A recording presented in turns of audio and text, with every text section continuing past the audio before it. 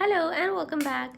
So yesterday we talked about various signs of being in a victim mentality. यानी कि जिन लोगों का victim mindset होता है वो generally negative thoughts में डूबे रहते हैं और उन्हें ऐसा लगता है कि पूरी दुनिया पूरी life उनके against है. They are either a victim of their situations, their relationships.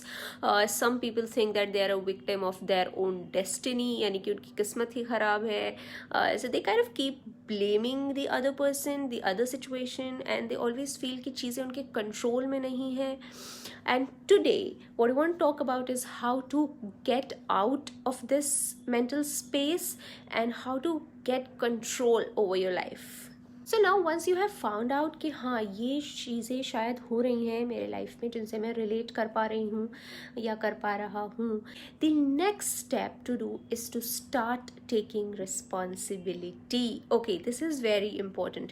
क्योंकि जब भी कोई आपसे बोलता है ना कि take responsibility for things in your life, तो आपको ऐसा लगता है कि मुझे ये responsibility लेनी है कि हाँ I am at fault, मेरी गलती है, मुझे ये responsibility लेनी है. No, this is not what you have to do.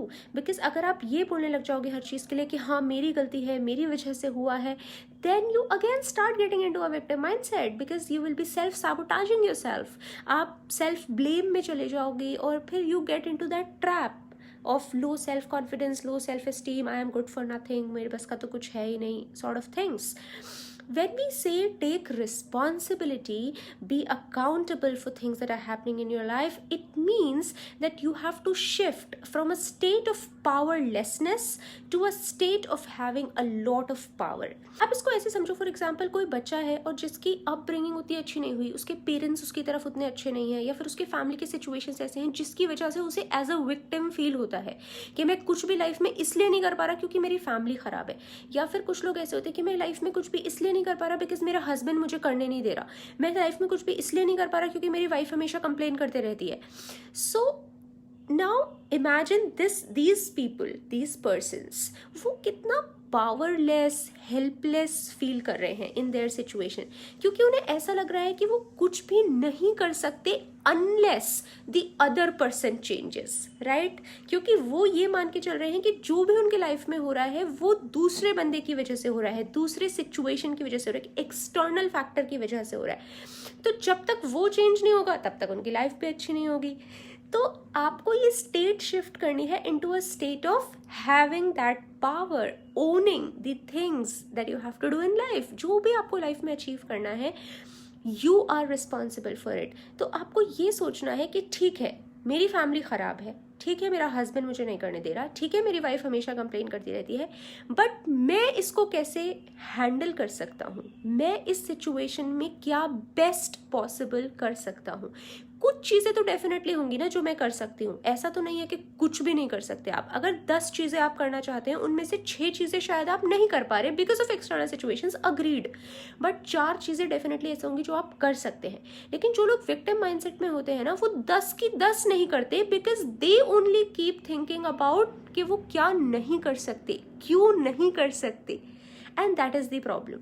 जब भी आप किसी ऐसे सिचुएशन में हो आपको हमेशा ये सोचना है कि okay, whatever is happening in my life, but I am the only person who can do something about it.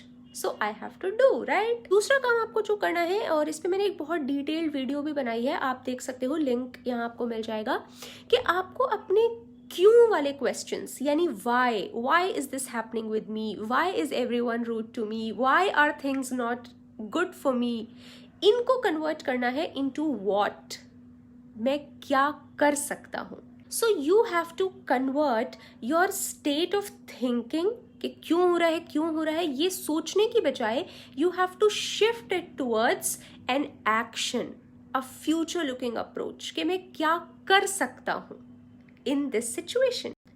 Another way practical thing that you can do is जब भी आपको ऐसा लगे कि आपके दिमाग में आप एक डायलॉग कर रहे हो, एक स्टोरी बना रहे हो about blaming someone else for your situation, यानी आपकी लाइफ में जो चीज़ नहीं है उसको आप किसी और को ब्लेम कर रहे हो, जब भी आप ये चीज़ रिकग्नाइज करो, इमीडिएटली लाउड वॉइस में चिल्ला के बोलो अपने दिमाग को कि just shut up.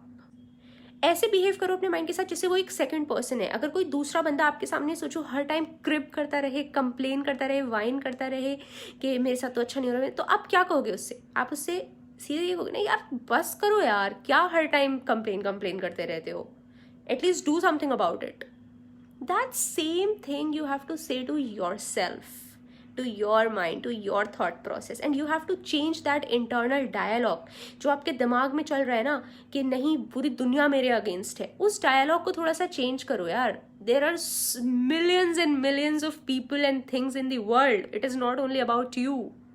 And another very important thing that you can do is practice gratitude. ना मुझे पता है ये बहुत ही क्लीशे है, हर कोई बोलते रहता है, but it is very important. I tell you why. जहाँ पे आप लाइफ में 10 चीज़ें ये सोच रहे हो ना कि लाइफ ने मेरे साथ ख़राब की हैं, वहाँ पे अगर आप 2 चीज़ें भी सोच सकते हो ना कि हाँ ये चीज़ें लाइफ में मेरे साथ अच्छी हुई हैं, तो आपको ना एक पॉजिटिव थॉट मिलती है, एक छोटा सा मोटिवेशन मिलता है कि नहीं ऐसा नहीं है कि हमेशा मेरे साथ खराब ही हो रहा है, कभी कभी अच्छा भी हो रहा है, तो लेट मी ट्राई, शायद और अच्छा हो जाए. तो आप ना वो छोटे छोटे गोल्स अचीव करने की कोशिश करो, छोटे छोटे अकम्पलिशमेंट्स. ऐसा मत सोचो कि एकदम से बड़ी चीज़ हो जाए, छोटी छोटी चीज़ें करो, because it takes a lot of practice to come out of this mindset. क्योंकि ये आपने इतने सालों में क्रिएट किया है, तो एक दिन में तो ख़त्म नहीं होगा. It will take time, right.